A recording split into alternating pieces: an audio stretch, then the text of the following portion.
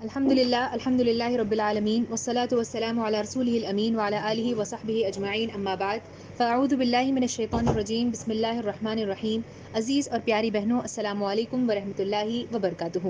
جیسے کہ ابھی آپ نے سماعت فرمایا، جس عنوان پر میں آج اظہار خیال کرنے جا رہی ہوں وہ ہے تعلق باللہ کے اثرات انسانی زندگیوں پر. آئیے ہم سب سے پہلے اس ٹاپک میں جو پہلا ورڈ آیا ہے وہ ہے تعلق باللہ. تو آئیے ہم سب سے پہلے جاننے کی کوشش کرتے ہیں کہ لفظ تعلق باللہ کے کیا معنی ہے، تعلق باللہ کیا ہے، اور اس کے بعد انشاءاللہ ہم دیکھیں گے کہ ایک انسان کی زندگی پر تعلق باللہ کا کیا اثر پڑتا ہے. سب سے پہلے تعلق باللہ میں ہم دیکھیں دو الفاظ آئے ہیں، ایک ہے تعلق اور دوسرا ہے اللہ. تعلق کسے کہتے ہیں؟ تعلق کہتے ہیں ربط قائم کرنے، تعلق قائم کرنے، لگاؤ، کسی کے ساتھ ریلیشن شپ بلڈ کرنے، کسی کے ساتھ کنیکٹڈ محسوس کرنے کو تعلق کہا جاتا ہے. جب انسان کسی کے ساتھ محبت کرنے، اخوت کرنے یا بھائی کے ساتھ یا لگن کے ساتھ کسی کے قریب ہونے کی کوشش کرتا ہے تو اسے تعلق کے نام سے یاد کیا جاتا ہے. ہم دیکھتے ہیں کہ ہماری زندگیوں میں کئی سارے لوگوں کے ساتھ ہمارے تعلقات ہوتے ہیں. یہاں پر خاص طور پر آج ہم جس کے ساتھ تعلق اور جس کے ساتھ ریلیشن شپ بلڈ کرنے کی بات کر رہے ہیں وہ ہے اللہ رب العالمین کی ذات. اسی لیے جو ہے تعلق باللہ کے نام سے اسے یاد کیا گیا ہے. ان سمپل ورڈز اگر کہا جائے تو تعلق باللہ کے معنی ہے اللہ تعالیٰ کے ساتھ ربط یا تعلق پیدا کرنے کی کوشش کرنا، یا اللہ تعالیٰ کے ساتھ کنیکشن یا ریلیشن شپ بلڈ کرنے کی کوشش کرنا. عزیز بہنوں، اگر ہم دین اسلام میں اس تعلق باللہ کے ڈیفینیشن کو دیکھنے کی کوشش کریں تو اس کا ڈیفینیشن جو ہے وہ بہت زیادہ وسیع ہے. مختلف ناموں سے اس تعلق باللہ کو یاد کیا گیا ہے. حدیث مبارکہ میں آیا خشیت اللہ فی السر والعلانیہ، کہ کھلے اور چھپے ہر کام میں اللہ تعالیٰ کا خوف محسوس کرو، یعنی اللہ تعالیٰ کا ڈر محسوس کرنا، یہ بھی اللہ تعالیٰ سے تعلق قائم کرنے کے برابر ہے. ایک اور جگہ حدیث مبارکہ میں اللہ کے رسول صلی اللہ علیہ وسلم نے ارشاد فرمایا کہ تعلق باللہ یہ ہے کہ آدمی اپنے ذرائع اور وسائل کے بنسبت اللہ رب العالمین کی قدرت پر زیادہ بھروسہ رکھے. یعنی انسان کو اللہ تعالیٰ پر بھروسہ ہو، یہ دراصل تعلق باللہ ہے کہ انسان کو ہر چیز سے بڑھ کر اللہ تعالیٰ پر یقین ہو، اللہ تعالیٰ پر بھروسہ ہو. ایک اور حدیث مبارکہ میں آیا دوستی اللہ کے لیے، دشمنی اللہ کے لیے، لو اللہ کے لیے، دو اللہ کے لیے. یہی کامل ایمان ہے کہ تعلق اللہ تعالیٰ کے ساتھ آپ کا یہ ہونا چاہیے کہ آپ کی زندگی کا ہر معاملہ، چاہے آپ کسی سے دوستی کریں، دشمنی کریں، کچھ بھی کریں، اس کا تعلق اللہ رب العالمین کے ساتھ ہونا چاہیے. یہ دراصل تعلق باللہ ہے. شاعر نے بڑے اچھے انداز میں اللہ تعالیٰ کے ساتھ انسان کا جو تعلق ہونا چاہیے اسے بہت ہی بہترین انداز میں کہا کون ہے وہ گل کہ جس گل میں تیری خوشبو نہیں، کون ہے گلشن کہ جس گلشن میں تو روشن نہیں، تو ہی لیلا، تو ہی شیریں، حضرت یوسف بھی تو، کون ہے عاشق جو تیرے عشق میں مجنوں نہیں. یعنی اس طریقے کا تعلق، اس طریقے کا کنیکشن اللہ تعالیٰ کے ساتھ انسان کو قائم کرنے کی ضرورت ہے. اب سوال یہ پیدا ہوتا ہے کہ تعلق باللہ کی دین اسلام میں کیا اہمیت ہے اور کیا فضیلت ہے. عزیز بہنوں، ہم دیکھتے ہیں کہ انسان جب دین اسلام میں داخل ہوتا ہے تو پہلی شرط جو رکھی گئی انسان کی دین اسلام میں داخل ہونے کی وہ یہ کہ انسان گواہی دے. کیا گواہی دے؟ اشہد ان لا الہ الا اللہ و اشہد ان محمد عبدہ و رسولہ، کہ میں گواہی دیتا ہوں کہ اللہ رب العالمین ایک ہے. یعنی اگر آپ اپنے آپ کو مسلمان قرار دینا چاہتے ہیں تو سب سے پہلی شرط یہ ہے کہ آپ کو اللہ تعالیٰ کے ساتھ اپنا کنیکشن قائم کرنا ہے، تب کہیں جا کر آپ مسلمان بن سکتے ہیں. پھر اس کے بعد سورہ بقرہ کی آیت نمبر 165 میں اللہ رب العالمین نے ارشاد فرمایا والذین آمنوا اشد حبا للہ، کہا کہ ایمان والے سب سے بڑھ کر اللہ تعالیٰ سے محبت رکھتے ہیں. یعنی ایک مسلمان کی، ایک مومن کی نشانی یہ ہے کہ وہ سب سے بڑھ کر اللہ رب العالمین سے محبت کرتا ہے، سب سے زیادہ اللہ تعالیٰ سے تعلق قائم کرنے کی کوشش کرتا ہے. اسرائیلی روایات میں جہاں پر موسیٰ علیہ السلام کا ذکر آیا ہے وہاں پہ ایک ذکر آتا ہے کہ ایک بار موسیٰ علیہ السلام نے اللہ رب العالمین سے کہا کہ اے پروردگار، مجھے کوئی دنیاوی ضرورت جب پیش آتی ہے تو میں تجھ سے مانگتے ہوئے شرم محسوس کرتا ہوں. اللہ رب العالمین نے موسیٰ علیہ السلام کو اس کے جواب میں کہا کہ تم مجھ ہی سے مانگا کرو، چاہے تمہیں آٹے کی، نمک کی ضرورت ہو یا پھر خچر کے چارے کی ضرورت کیوں نہ ہو، تم مجھ سے مانگو. اللہ رب العالمین نے یہاں پر تعلق باللہ کی اہمیت بتا دی کہ انسان کو کسی بھی چیز کی ضرورت ہو، چھوٹی سے چھوٹی، ادنا سے ادنا چیز. ہم دیکھیں نمک کیا ہے؟ نمک ایک چھوٹی سی چیز ہے جو ہم کچن میں استعمال کرتے ہیں. اللہ رب العالمین نے کہا وہ چھوٹی سے چھوٹی چیز بھی اللہ تعالیٰ سے مانگو، اتنا گہرا تعلق اللہ تعالیٰ کے ساتھ تم قائم کرنے کی کوشش کرو. عزیز بہنوں، تعلق باللہ کی اہمیت کا اندازہ آپ اس بات سے لگائیے کہ جو ہے صرف مسلمانوں ہی اور صرف قرآن اور احادیث میں ہی نہیں بلکہ ایک اور مشہور ناول نگار دستو فلسی اپنی کتاب میں لکھتا ہے کہ اللہ کو چھوڑ دینے کے بعد انسان شیاطین سے اپنے تعلق کو جوڑ لیتا ہے. بہترین بات کہی، کہا کہ اگر تم اللہ تعالیٰ کو چھوڑ دیتے ہو، اللہ تعالیٰ سے تعلق قائم کرنے کی کوشش نہ کرو گے تو پھر ایسا ہوگا کہ شیاطین کے ساتھ تمہارا تعلق ہو جائے گا. اور ہم جانتے ہیں کہ شیطان مردود ہے اور انسان کو بھٹکانے کی کوشش کرتا ہے. تو اس کی نفی کیا ہے کہ انسان اللہ تعالیٰ کے ساتھ اپنے تعلق کو بہتر سے بہتر بنانے کی کوشش کرے. عزیز بہنوں، اس کی اہمیت کو جاننے کے بعد ایک آخری بات یہ ہے کہ جو ہے ہمارے ذہن میں جو سوال پیدا ہو سکتا ہے وہ یہ کہ ہم تعلق باللہ کیوں ہم اللہ تعالیٰ سے اپنے تعلق کو بڑھانے کی کوشش کریں، اور تعلق باللہ کی کیا ضرورت ہے۔ آئیے میں کچھ باتوں کو آپ کے سامنے رکھنے کی کوشش کرتی ہوں۔ سب سے پہلا ریزن ایز ٹو وائی ہمیں اللہ تعالیٰ کے ساتھ اپنا ریلیشن شپ بلڈ کرنے کی ضرورت ہے وہ یہ کہ انسانی زندگی کی تمام ضروریات اللہ رب العالمین کے ساتھ ڈائریکٹلی جڑی ہوئی ہیں۔ اللہ تعالیٰ حدیث قدسی میں کہتے ہیں کہ میرے بندو، تم میں سے ہر شخص گمراہ ہے سوائے اسے جسے میں ہدایت دوں، تم مجھ سے ہدایت طلب کرو۔ تم میں سے ہر شخص بھوکا ہے سوائے اسے جسے میں کھلاؤں، تم مجھ سے کھانا مانگو۔ تم میں سے ہر شخص ننگا ہے سوائے اس کے جسے میں کپڑے پہناؤں، تم مجھ سے کپڑے مانگو۔ تم میں سے ہر شخص دن رات گناہ کرتا ہے، تم مجھ سے معافی مانگو، میں تمہارے گناہوں کو معاف کر دوں گا۔ تو گویا کہ ہماری زندگی کی تمام ضروریات اللہ رب العالمین کے ساتھ جڑی ہیں، اسی لیے ضروری ہے کہ ہم تعلق باللہ کو قائم کرنے کی کوشش کریں۔ یہ پہلا ریزن ہو گیا۔ دوسرا ریزن یہ ہے کہ ہماری آخرت میں بھی ہمیں اللہ تعالیٰ کی رحمت کی ضرورت ہوگی، اور اگر ہم چاہتے ہیں کہ آخرت میں اللہ تعالیٰ کی رحمت ہمارے ساتھ شامل حال ہو تو اس کے لیے تعلق باللہ کو قائم کرنا نہایت ضروری ہے۔ ایک واقعہ آتا ہے جسے حضرت جبرائیل علیہ السلام نے نبی کریم صلی اللہ علیہ وسلم کو سنایا تھا، اور وہ یہ تھا کہ ایک عابد یعنی ایک بہت ہی عبادت گزار شخص تھا، اور وہ جو ہے سمندر کی چٹان پر 500 سال تک عبادت کرتا رہا، اور اس 500 سال میں اللہ تعالیٰ سے اس نے دعا کی کہ اے اللہ مجھے حالت سجدے میں موت آئے۔ اللہ تعالیٰ نے اس کی دعا قبول کی، وہ اللہ تعالیٰ کے پاس چلا جاتا ہے۔ وہاں پر جانے کے بعد اللہ رب العالمین فرشتوں کو حکم دیتے ہیں کہ فرشتوں میری رحمت سے اس بندے کو جنت میں داخل کر دو۔ شخص جو ہے حیران و پریشان ہو جاتا ہے کہ اے اللہ میں نے 500 سال دنیا میں عبادت کی اور اب بھی آپ کہہ رہے ہیں کہ آپ کی رحمت کے بدلے میں جنت جاؤں۔ اے اللہ مجھے میرے اعمال کے بدلے جنت دیجیے، میرے اعمال کے بدلے جنت دیجیے، میرے اعمال کے بدلے جنت دیجیے۔ 3 بار وہ اسی بات کو ریپیٹ کرتا ہے۔ اللہ تعالیٰ فرشتوں کو حکم دیتے ہیں کہ ٹھیک ہے بندے، اگر تیری یہی خواہش ہے تو پھر ایک بیلنس لایا جاتا ہے۔ ایک طرف جو ہے ساری انسان کی 500 سال 500 ایئرس کی عبادت کو رکھا جاتا ہے، اور دوسری طرف جو ہے اللہ تعالیٰ نے انسانوں کو جو آنکھ کی دولت دی ہے، اللہ تعالیٰ کہتے ہیں کہ وہ آنکھ کی جو دولت ہے، جو نعمت ہے، اس رحمت کو تم ایک طرف جو ہے رکھ دو۔ جب اس نعمت کو وہاں دوسری طرف رکھا جاتا ہے، جب وہ کرتے ہیں تو ایک نگاہ کی نعمت، ایک آنکھوں کی نعمت جو اللہ تعالیٰ نے انسانوں کو دی ہے، وہ ان سب سے بڑھ کر 500 سال کی عبادت سے بڑھ کر اور زیادہ بھاری ہو جاتی ہے۔ تو اس سے ہم اندازہ لگا سکتے ہیں کہ انسان کو اللہ تعالیٰ کی رحمت کی کتنی ضرورت ہے۔ اس کے لیے ضروری ہے کہ ہم اللہ تعالیٰ کے ساتھ تعلق قائم کرنے کی کوشش کریں۔ تیسرا ریزن یہ ہے کہ اللہ تعالیٰ نے ہمیں کئی ساری نعمتوں سے نوازا ہے۔ ان تمام نعمتوں کا شکریہ ادا کرنے کا بہترین ذریعہ کیا ہے کہ ہم اللہ تعالیٰ سے تعلق قائم کریں۔ Basic human etiquettes, basic human manners ہیں، ہم چھوٹے بچوں کو سکھاتے ہیں کہ جب کوئی آپ کو گفٹ دیتا ہے تو آپ بدلے میں انہیں تھینک یو کہیے۔ اسی طرح سے اللہ رب العالمین نے جو بے پناہ گفٹس اور نعمتیں ہمیں دیے ہیں، ان کو تھینکس کہنے کا بہترین ذریعہ یہ ہے کہ ہم اللہ تعالیٰ کی بات مانیں اور اس کے ساتھ تعلق قائم کرنے کی کوشش کریں۔ ایک چھوٹے سے واقعے سے ہم اس بات کی اہمیت کو سمجھنے کی کوشش کریں گے کہ اللہ تعالیٰ نے ہمیں کتنی ساری نعمتیں دی ہیں۔ حضرت امام سفیان ثوری رحمۃ اللہ علیہ یہ واقعہ بیان کرتے ہیں کہ ہارون رشید ایک بہت بڑا بادشاہ گزرا ہے۔ اس کے دربار میں یہ ہوتا ہے کہ ایک بار اسے بہت پیاس لگ رہی ہوتی ہے، پانی منگواتا ہے، وہ کہتا ہے پانی لے کر آؤ۔ ایک درباری جو ہے پانی لے کر آتا ہے، جیسے ہی پانی سامنے رکھتے ہیں تو امام سفیان ثوری رحمۃ اللہ علیہ کہتے ہیں کہ رک جائیے جہاں بنا۔ وہ رکتے ہیں، اور اس کے بعد وہ کہتا ہے کہ اے بادشاہ سلامت، اگر تصور کیجئے کہ آپ کو پانی کی بہت پیاس لگی ہوئی ہے اور جو ہے پانی یہاں پر نہیں ہے، تو آپ بتائیے آپ ایسا کیا کریں گے پانی حاصل کرنے کے لیے؟ تو ہارون رشید نے کہا کہ میں اپنی آدھی سلطنت کو اللہ تعالیٰ کے راستے میں دے دوں گا، کسی بھی طرح سے میں اس کو خرچ کر دوں گا اور پانی پینے کی کوشش کروں گا۔ اس کے بعد وہ کہتے ہیں ٹھیک ہے پانی پی لیتے ہیں۔ پانی پینے کے بعد حضرت امام سفیان پھر ان سے سوال پوچھتے ہیں، بادشاہ سلامت بتائیے، اب یہ پانی تو آپ نے پی لیا ہے، لیکن یہ پانی جب اندر چلا جائے اور اس کے بعد جب جو سسٹم ہے اس باڈی کے اندر اس پانی کو باہر نکالنے کا، اگر وہ سسٹم بلاک ہو جائے تو آپ کیا کریں گے اس سسٹم کو ایکٹیویٹ کرنے کے لیے؟ ہارون رشید نے کہا کہ میں اپنی باقی آدھی سلطنت بھی جو ہے دے دوں گا تاکہ میں اس پانی کو باڈی سے نکال سکوں۔ اس وقت امام سفیان ثوری رحمۃ اللہ علیہ نے کہا کہ بادشاہ سلامت، اس کا مطلب ہے کہ آپ کی پوری سلطنت کی جو اہمیت ہے وہ پانی کے چند قطروں ہی کے برابر ہے۔ گویا کہ اس سے آپ اندازہ لگائیے ایک چھوٹے سے پانی کا گلاس کتنی بڑی نعمت ہے جو اللہ تعالیٰ نے انسانوں کو عطا کی ہے۔ اس سے بڑھ کر اللہ تعالیٰ نے ہمیں کتنی ساری نعمتیں دنیا میں عطا کی ہیں۔ تو نعمتوں کا شکریہ ادا کرنے کا بہترین ذریعہ۔ اور چوتھی چیز یہ کہ اگر ہم اپنی زندگی میں طہارت پاکیزگی چاہتے ہیں تو اس کے لیے ہمیں اللہ تعالیٰ سے تعلق جوڑنا ہوگا، ضروری ہے۔ حدیث قدسی میں آتا ہے اللہ تعالیٰ نے کہا کہ جب میرا بندہ عبادت کرتا ہے اور نوافل کے ذریعے مجھ سے قریب ہونے کی کوشش کرتا ہے تو پھر میں اس بندے سے محبت کرنے لگ جاتا ہوں، یہاں تک کہ میں اس کی کان بن جاتا ہوں جس سے وہ سنتا ہے، آنکھ بن جاتا ہوں جس سے وہ دیکھتا ہے، ناک بن بن جاتا ہوں جس سے وہ سونگتا ہے, ہاتھ بن جاتا ہوں, پیر بن جاتا ہوں. اس سے دراصل کیا بولنا مقصود ہے؟ اس سے دراصل بولنا یہ مقصود ہے کہ اللہ رب العالمین بظاہر طور پر انسان کے ہاتھ, آنکھ اور ناک نہیں بنتا, بلکہ اس کا مطلب یہ ہے کہ جب انسان اللہ تعالیٰ کے ساتھ تعلق پیدا کر لیتا ہے تو آٹومیٹکلی اللہ تعالیٰ انسان کا ساتھ دیتا ہے اور انسان اچھے کام کرنے پر آمادہ ہو جاتا ہے اور اچھے سے اچھے کام کرنے کی کوشش کرتا ہے.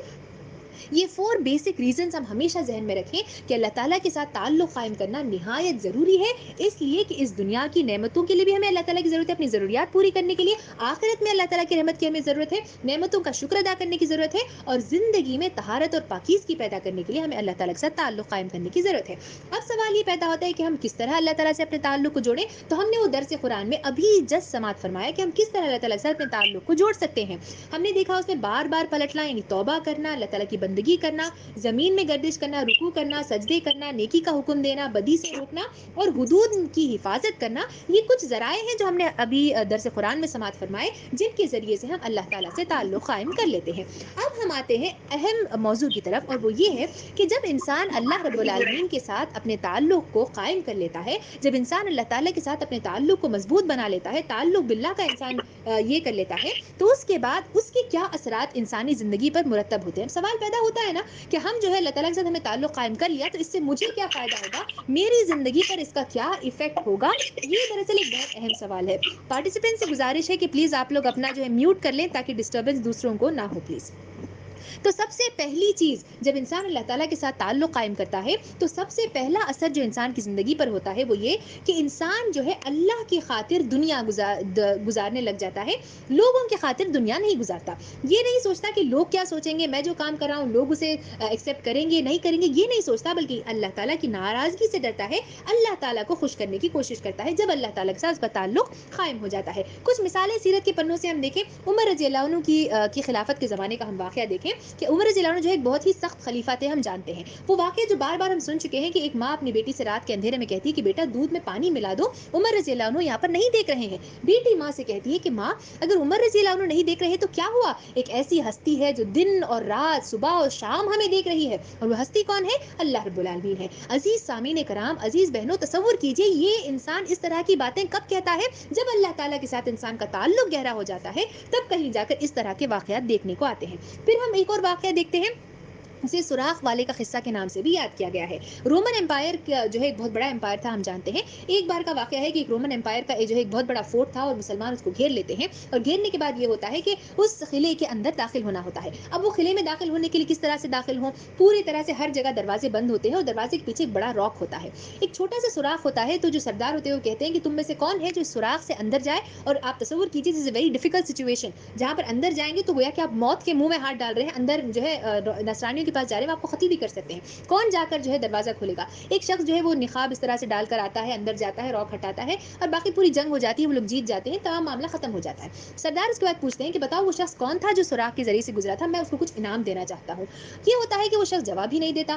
3 بار سردار سوال پوچھتے ہیں, اس کے بعد کہتے ہیں کہ 24 گھنٹے میں حکم دیتا ہوں کہ تمہیں آ کر مجھے ملنا ہے. رات کا وقت اندھیرا ہو جاتا ہے, اور پھر وہ نقاب والا جو شخص تھا وہ رات کے اندھیرے میں جا کر کھٹکھٹاتا ہے. کھٹکھٹا کر جب جاتا ہے سردار کے کمرے میں, تو سردار سے جو وہ بات کہتا ہے یہ دراصل میرے اور آپ کے سوچنے کے بارے میں ہے. وہ کہتا ہے کہ میں آپ کو اپنا چہرہ ضرور دکھاؤں گا, لیکن میرے 3 شرائط ہیں. کیا شرائط ہے؟ سب سے پہلا یہ کہ آپ خلیفہ کو میرا نام نہیں بتائیں گے, آپ مجھے کوئی انعام یا تحفہ نہیں دیں گے, اور تیسری چیز یہ کہ آپ مجھے اسپیشل ٹریٹمنٹ میرے ساتھ نہیں کریں گے, تب کہیں جا کر میں آپ کو اپنا چہرہ دکھاؤں گا. فائنلی سردار مان لیتا ہے, وہ چہرہ دکھاتے ہیں, اور اس طرح سے ایک گمنام وہ ہستی ہے جسے سوراخ والا ہی کہا جاتا ہے, اور وہ دنیا سے رخصت ہو جاتے ہیں. عزیز بہنوں, تصور کیجئے کہ انسان کا جب اللہ تعالیٰ کے ساتھ تعلق پیدا ہو جاتا ہے تو پھر وہ دنیا والوں کو خوش کرنے کی کوشش نہیں کرتا, دنیا والوں کے سامنے اپنا بول بالا کرنے کی کوشش نہیں کرتا, پیسوں کی خاطر, دنیا کی لالچ کی خاطر کوئی کام نہیں کرتا, بلکہ جو کرتا ہے اللہ رب العالمین کے لیے کرتا ہے, ہر عمل اللہ تعالیٰ کے لیے کرتا ہے. یہ پہلا اثر ہو گیا انسان کی زندگی پر. دوسرا اثر تعلق باللہ کا انسان کی زندگی پر یہ ہوتا ہے کہ انسان اسلام پر ثابت قدم رہنے کی انسان کو طاقت ملتی ہے, ہمت ملتی ہے. ثابت قدم کسے کہتے ہیں؟ بینگ پرسسٹنٹ کا مطلب ہوتا ہے ثابت قدم, یعنی کنٹینیوسلی فرم رہنا, آبسٹینیٹ رہنا, despite of any difficulty, despite of any opposition, staying persistent, یہ دراصل جو ہے ثابت قدمی کے معنی ہے. جب انسان کا اللہ تعالیٰ کے ساتھ تعلق جڑ جاتا ہے تو پھر انسان دین اسلام پر جو ہے وہ پوری طرح سے قائم کر جاتا ہے، چاہے کچھ بھی ہو جائے۔ بہترین مثال ہم لے لیں، جب اللہ کے رسول صلی اللہ علیہ وسلم نے صحابہ کرام سے کہا کہ مکہ سے مدینہ ہجرت ہو جاؤ، تصور کیجئے آپ آج اگر اچانک سے جو ہے ہمیں کہا جائے کہ ہم دوحہ سے جو ہے یہاں سے چلے جائیں، اچانک سے جو ہے انسان کا حال کیا ہوتا ہے؟ یعنی اپنی مال دولت، رشتہ دار، دوست احباب، تمام محبتوں کو چھوڑ کر ایک جگہ سے دوسری جگہ جانا کتنا مشکل ہوتا ہے۔ یہاں پر جو ہے یہ وہ لوگ تھے جن کا اپنا وطن تھا، اپنا دیش تھا، اپنا ملک تھا، اور اپنے لوگوں کے درمیان وہ رہتے تھے۔ یہاں پر ان سے کہا گیا کہ وہ چلیے، تو اس وقت ان کا جو حال تھا، انہوں نے یہ نہیں سوچا کہ جو ہے اللہ رب العالمین کا یہ جو دین ہے ہم چھوڑ دیں گے، کیونکہ اگر ہمیں دین فالو کرنا ہے تو مدینہ جانا پڑے گا، تو کیوں نہ ہم اس کو چھوڑ دیں۔ یہ نہیں کہا، بلکہ وہ ثابت قدم رہے، پرسسٹنٹ رہے۔ اور یہ کب انسان کے اندر ثابت قدمی پیدا ہوتی ہے؟ جب اللہ تعالیٰ کے ساتھ انسان کا تعلق پیدا ہو جاتا ہے۔ یہ ہو گیا دوسرا اثر انسان کی زندگی پر۔ تیسرا اثر انسان کی زندگی پر یہ ہوتا ہے کہ جب انسان دین اسلام کے راستے پر نکلتا ہے تو ظاہر سی بات ہے آزمائشیں آتی ہیں، رکاوٹیں آتی ہیں، مشکلات آتی ہیں، تو ان مشکلات میں صبر کا ہونا بہت ضروری ہوتا ہے۔ اس صبر کا حوصلہ بھی انسان کو اسی کے ذریعے سے ملتا ہے۔ کس کے ذریعے سے؟ تعلق باللہ کے ذریعے سے۔ بہترین مثال ہم لے لیں حضرت عبداللہ بن حذافہ رضی اللہ عنہ کی۔ حضرت عبداللہ بن حذافہ رضی اللہ عنہ جو ہے یہ ایک ایلچی تھے۔ ایلچی کہتے ہیں انوائے یا ریپرزینٹیٹیو کو، جو پہلے نبی کریم صلی اللہ علیہ وسلم ایک جگہ سے دوسری جگہ اپنے ریپرزینٹیٹیو کو بھیجتے تھے، تو یہ ایک ایلچی تھے۔ ایک بار یہ ہوتا ہے کہ جو رومن امپائر تھا، قیصر ایک بہت بڑا بادشاہ گزرا ہے، ہم سب جانتے ہیں۔ تو جو ہے قیصر کو معلوم ہوتا ہے کہ یہ جو مسلمان ہے یہ اپنے بات پہ بہت زیادہ ثابت قدم رہتے ہیں، اور جو ہے چاہے آپ ان کے ساتھ کچھ بھی تشدد کرو وہ بہت صبر سے کام لیتے ہیں اور اسلام پر ثابت قدم رہتے ہیں۔ قیصر سوچتا ہے کہ آج تو مجھے دیکھنا ہی ہے کہ کیا مسلمان صحیح میں ثابت قدم رہتے ہیں یا نہیں۔ تو جو ہے وہ کئی سارے لوگوں کو باندی بنا دیا جاتا ہے، یعنی یہ بنا دیا جاتا ہے، پرزنرز بنا دیا جاتا ہے۔ ان میں سے ایک جو ہے حضرت عبداللہ بن حذافہ رضی اللہ عنہ ہوتے ہیں۔ تو جو ہے وہ حکم دیتا ہے کہ انہیں بلایا جائے، وہ آتے ہیں۔ آنے کے بعد وہ جو ہے ان سے کہتا ہے کہ جو ہے میں آپ کو نصرانیت یعنی کرسچینٹی کی دعوت دیتا ہوں، آپ قبول کر لیں گے تو میں آپ کو سلطنت سے نوازوں گا، اور میں آپ کو جو ہے کئی ساری چیزوں سے، بہت ساری دنیا کی لالچ دیتے ہیں۔ عبداللہ بن حذافہ رضی اللہ عنہ کہتے ہیں کہ نہیں، مجھے اس کی ضرورت نہیں ہے۔ تو پھر ٹھیک ہے، وہ کہتے ہیں کہ اگر آپ پھر بھی محمد کو ہی مانتے ہیں، محمد کے خدا کو مانتے ہیں، تو پھر سلیب پر انہیں لٹکا دیا جائے۔ سلیب کسے کہتے ہیں؟ جو ہم جیسس کرائسٹ کا ایک کراس سائن دیکھتے ہیں نا، جس پر اسی طرح سے جو ہے انہیں سلیب پر لٹکا دیا جاتا ہے۔ قیصر حکم دیتا ہے کہ ان کے پیر کے پاس، ہاتھ کے پاس زور زور سے تیر مارے جائیں۔ تیر مارے جاتے ہیں، ہر تیر مارنے پر وہ سوال پوچھتا ہے کہ بتاؤ کیا تم اللہ رب العالمین کو مانتے ہو یا پھر تم جو ہے نصرانیت قبول کرتے ہو؟ عبداللہ بن حذافہ رضی اللہ عنہ ثابت قدم رہے، کہا کہ نہیں، میں اللہ تعالیٰ ہی کو مانتا ہوں۔ اس کے بعد یہ ہوتا ہے کہ وہ تھک جاتا ہے اور کہتا ہے نیچے اتار دو، اور ایک بڑا سا دیگچا منگاتا ہے، اس میں تیل ڈال دیا جاتا ہے، چٹ چٹ گرم کر دیا جاتا ہے، 2 مسلمان قیدیوں کو لایا جاتا ہے اور انہیں اس کے اندر پھینک دیا جاتا ہے۔ تصور کیجئے عزیز سامعین کرام، آپ کی آنکھوں کے سامنے 2 آدمیوں کو، 2 ہیومنز کو جو ہے تیل کے اندر ڈال دیا جائے تو ہماری کیا حالت ہوگی؟ تیل میں ڈال دیا جاتا ہے، گوشت الگ ہو جاتا ہے، گل جاتا ہے اور ہڈیاں الگ ہو جاتی ہیں۔ پھر پوچھتا ہے بتاؤ کیا تم کیا تم نصرانیت قبول کرتے ہو؟ عبداللہ بن حذافہ کہتے ہیں کہ نہیں، میں ابھی بھی اسلام پر قائم ہوں۔ اس کے بعد یہ ہوتا ہے کہ وہ تھک جاتا ہے اور کہتا ہے کہ عبداللہ بن حذافہ رضی اللہ عنہ کو پکڑو اور انہیں اس جو ہے دیگچے میں ڈال دو۔ جیسے انہیں دیگچے میں ڈالتے رہتے ہیں، عبداللہ بن حذافہ رضی اللہ عنہ رونے لگتے ہیں۔ اور قیصر سمجھتا ہے کہ دیکھو اب تو اس کو سمجھ میں آ گیا کہ جو ہے نصرانیت قبول کرنا ہے، فوراً اسے لاتا ہے اور پھر ان کے بعد پوچھتا ہے کہ بتاؤ تم کیوں رو رہے ہو، کیا تم نصرانیت قبول کرتے ہو؟ کہتے ہیں کہ نہیں، میں اس لیے رو رہا ہوں کہ کاش اللہ رب العالمین نے جتنے بال میری باڈی پر ہیں اتنی زندگیاں مجھے دی ہوتی، اتنی زندگیوں کو میں اللہ تعالیٰ کے راستے میں خرچ کرتا، بار بار میں جو اسے لٹاتا اور بار بار اللہ تعالیٰ کے راستے میں خرچ کر دیتا۔ عزیز بہنوں، یہ صبر انسان کے اندر کب پیدا ہوتا ہے؟ اسی وقت پیدا ہو سکتا ہے کہ جب انسان کے اندر اللہ تعالیٰ کے ساتھ تعلق اور رب قائم ہو جائے۔ یہ ہو گیا تیسرا اثر۔ چوتھا اثر انسان کی زندگی پر یہ ہوتا ہے کہ انسان اللہ تعالیٰ کے راستے میں کسی بھی طرح کی قربانی کرنے کے لیے تیار ہو جاتا ہے۔ جب اللہ تعالیٰ کے ساتھ انسان کا تعلق پیدا ہو جاتا ہے اور پھر جب انسان کو کہا جائے کہ تم اپنے وقت کو اللہ تعالیٰ کے راستے میں لگاؤ، وقت دینے کو تیار ہو جاتا ہے۔ انسان کے لیے کہا جائے کہ اپنے ٹیلنٹس کو، اپنے صلاحیتوں کو اللہ تعالیٰ کے راستے میں دو، وہ دینے کے لیے تیار ہو جاتا ہے۔ مثال کے طور پر جب اللہ کے رسول صلی اللہ علیہ وسلم پر آیت نازل ہوئی لن تنالوا البر حتى تنفقوا مما تحبون، کہ تم نیکی کے درجے کو اس وقت تک نہیں پہنچ سکتے جب تک کہ تم اس چیز کو اللہ تعالیٰ کے راستے میں نہ خرچ کر جو تمہیں سب سے زیادہ عزیز تر ہو۔ اس وقت جو ہے ایک صحابی حضرت ابو طلحہ رضی اللہ عنہ ہوتے ہیں، اللہ کے رسول سے پوچھتے ہیں کہ اے اللہ، اگر میں نے اپنی پسندیدہ چیز اللہ تعالیٰ کے راستے میں خرچ کر دی تو کیا اللہ تعالیٰ مجھے جنت دے گا؟ کہتے ہیں ہاں، اللہ تعالیٰ ضرور آپ کو جنت دے گا۔ فوراً اٹھتے ہیں اور کہتے ہیں اللہ کے رسول صلی اللہ علیہ وسلم ان کا ایک بہت بڑا باغ تھا جس سے وہ بے انتہا محبت کرتے تھے، اتنی محبت کرتے تھے کہ بہت ان کو بہت قریب تھا وہ. انہوں نے کہا کہ یہ جو میرا باغ ہے بیروہا، یہ باغ میں نے اللہ تعالیٰ کے راستے میں دے دیا، اور پھر وہاں سے وہ چلے جاتے ہیں. تو اس سے معلوم ہوتا ہے کہ سیکریفائس کرنے کا جذبہ بھی انسان کے اندر اسی وقت پیدا ہو سکتا ہے جب اللہ تعالیٰ کے ساتھ انسان کا تعلق قائم ہو جائے. پانچواں اور آخری اثر جو انسان کی زندگی پر ہوتا ہے وہ یہ ہے کہ ہمیں ہماری زندگی کا جو مقصد ہے وہ پورا کرنے میں آسانی جو ہے میسر آتی ہے.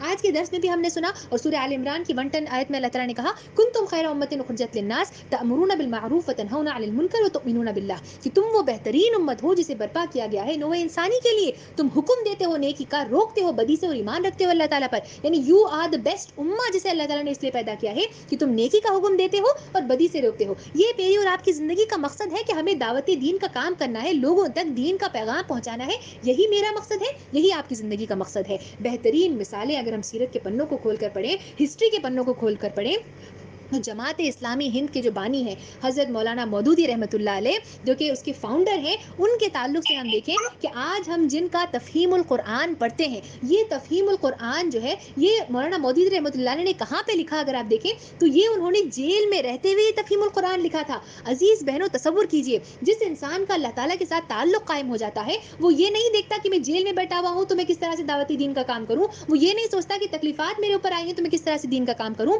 ہر حال میں بھی جب انسان ہوتا ہے، ہر حال میں اللہ رب العالمین کی دعوت پہنچانے کی کوشش کرتا ہے. ایک اور مثال ہم لے لیں، کرناٹکا کی ایک اور جماعت کی رکن گزری ہیں ڈاکٹر فوزیہ. ان کے تعلق سے کہا جاتا ہے کہ انہیں جو ہے کینسر ہو گیا تھا اور کینسر کی مریضہ تھی. عزیز سامعین تصور کیجئے کہ کینسر کے مریضوں کو اگر ہم نے دیکھا ہے تو ٹھیک، اگر نہیں دیکھا ہے تو ہم جن کو جانتے ہیں یا پھر ہم نے ہاسپٹل میں اگر کسی کو دیکھا ہے تو انسان کو کینسر ہو جائے جیسے ہی معلوم ہو جاتا ہے ایک بہت بڑا صدمہ ہوتا ہے. اٹس اے ویری مطلب ایک ڈپریشن میں انسان چلا جاتا ہے اور انسان کا دماغ بالکل چلنا بند ہو جاتا ہے. لیکن ڈاکٹر فوزیہ کے متعلق کہا جاتا ہے کہ انہیں کینسر ہو گیا یہ معلوم ہونے کے باوجود ہاسپٹل میں جب وہ گئیں، ہاسپٹل میں جب انہیں ایڈمٹ کیا گیا تو وہاں پر جو ہے وہ ڈاکٹرز کو جب بلاتی ہیں، ڈاکٹرز آتے ہیں ان کا چیک اپ کرنے کے لیے، تو وہ ان سے کہتی ہیں کہ آپ 2 منٹ بیٹھیے، میں کچھ باتیں آپ سے کہنا چاہتی ہوں. تصور کیجئے انسان تکلیف میں ہے لیکن تکلیف میں بھی اللہ تعالیٰ کے ساتھ جو تعلق ہے وہ نہیں ٹوٹا ہے انسان کا. وہ کہتے ہیں آؤ بیٹھو، میں تمہیں جو ہے کچھ دین کی باتیں بتاؤں گی. وہ کچھ کتابیں دیتی، انہیں دین کی باتیں بتاتی، اور اس کے ذریعے سے انہیں کئی سارے انہوں نے مسکنسیپشنز کو بھی دور کیا اور کئی سارے لوگوں نے ان کے ہاتھوں پہ اسلام قبول کیا.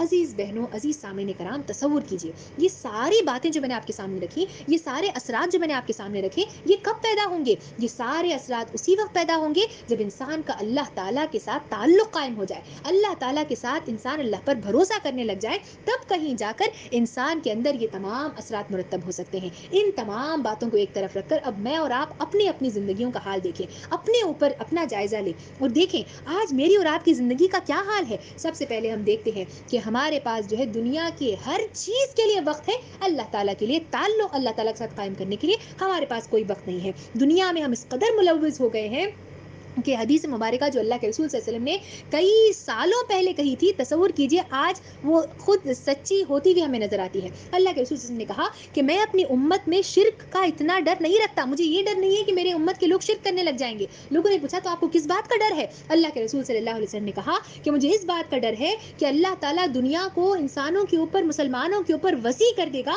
اور انسان اس میں گم ہو کر خدا کو بھول جائے گا. یہی تو میرے اور آپ کی زندگی کا حال ہے کہ ہم نے جو ہے دنیا اتنی وسیع ہو گئی ہے کہ کہیں جو ہے ہم دنیا کی کسی چیز کو حاصل کرنے کے لیے اتنی تقویٰ کرنے لگ جاتے ہیں، اتنی محنت کرنے لگ جاتے ہیں، سارا ورک لوڈ جو ہے ہم دنیا کے خاطر کر لیتے ہیں، ہر چیز لینے کو تیار ہو جاتے ہیں، لیکن اللہ کے خاطر ہمارے لیے کوئی وقت نہیں ہے، تعلق قائم کرنے کے لیے کوئی وقت نہیں ہے. افسوس کے ساتھ کہنا پڑتا ہے. پھر میرے اور آپ کی زندگی کا ہم حال دیکھیں کہ جو ہے ایک بہت ہی بہترین مثال کے ذریعے سے میں اس بات کو سمجھانے کی کوشش کروں گی، اور وہ یہ کہ ایک چھوٹا سا جو ایک سٹوری ہے، اور وہ یہ ہے کہ جو ہے 2 ٹاورز ہوتے ہیں اور ان کے دونوں کے درمیان ایک رسی ہوتی ہے. اس رسی پر جو ایک شخص ہوتا ہے جو اپنے بچے کو اپنے کھاندے پر بٹھاتا ہے اور اس کے ہاتھ میں ایک لکڑی کو بیلنس کرتے ہوئے وہ اس پر چلتا ہے.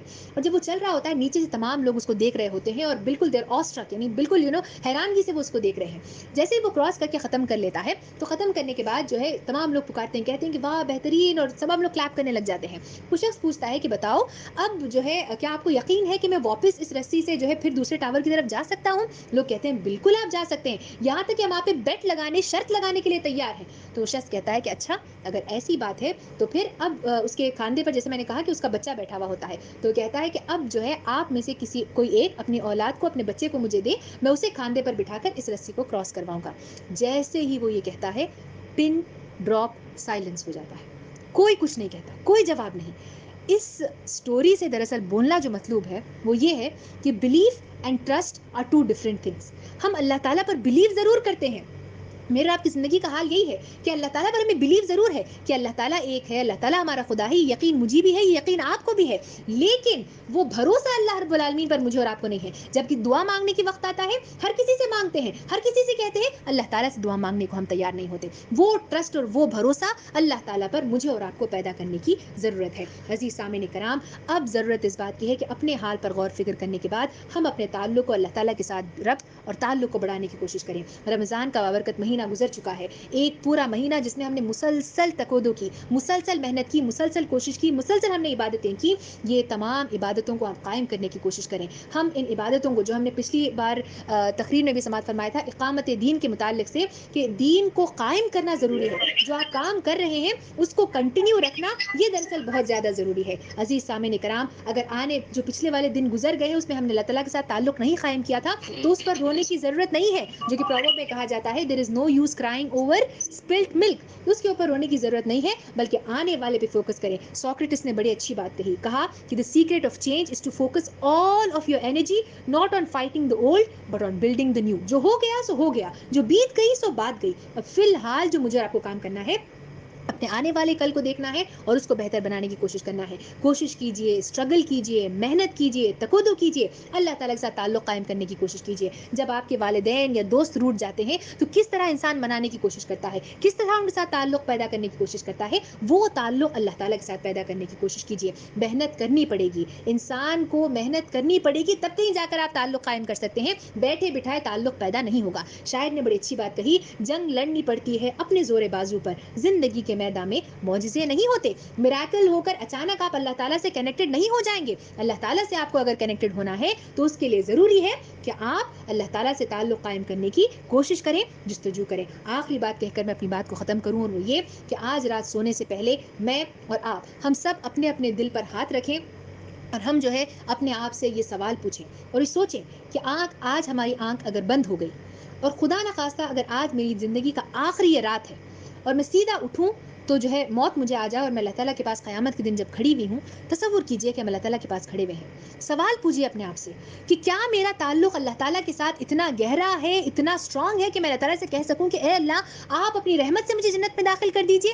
کیا میں نے اور آپ نے اللہ تعالیٰ کے ساتھ وہ ربط اور وہ تعلق قائم کرنے کی کوشش کی ہے؟ اگر کی ہے تو الحمدللہ ثم الحمدللہ. لیکن اگر ہم اس آخرت کو رسک کرنا نہیں چاہتے، اس دنیا کی خاطر جو آخرت کو رسک کرنا نہیں چاہتے، تو پھر اپنے آپ سے سوال پوچھئے، are you ready, are we ready to face Allah? اگر ہم ریڈی نہیں ہیں تو پھر آج سے لیٹس اسٹارٹ اسمال، چھوٹے چھوٹے طریقے سے اللہ تعالیٰ کے ساتھ اپنے تعلق کو بلڈ کرنے کی کوشش کیجئے، تعلق باللہ پیدا کرنے کی کوشش کیجئے. یقین مانیے جب اللہ تعالیٰ کے ساتھ ہم اپنے تعلق کو قائم کریں گے، آٹومیٹکلی ہماری زندگی میں تمام چیزیں آسان ہوتی بھی چلی جائیں گی اور اللہ تعالیٰ ہم سے راضی ہو جائے گا اور انشاءاللہ تعالیٰ ہم سب جو ہے جنت الفردوس میں ایک ساتھ اللہ تعالیٰ ہمیں مل جل کر بیٹھنے کا موقع عنایت فرمائے گا. اللہ رب العالمین سے دعا ہے کہ ہم نے جو کچھ باتیں سنی ہیں اس پر عمل کرنے کی توفیق عطا فرمائے، اللہ سے تعلق کو گہرا سے گہرا بنانے کی توفیق عطا فرمائے اور اللہ تعالیٰ ہمیں کہنے اور سننے سے زیادہ عمل کرنے کی توفیق عطا فرمائے. آمین. باخر دعوانا الحمدللہ رب العالمین. والسلام علیکم ورحمۃ اللہ وبرکاتہ.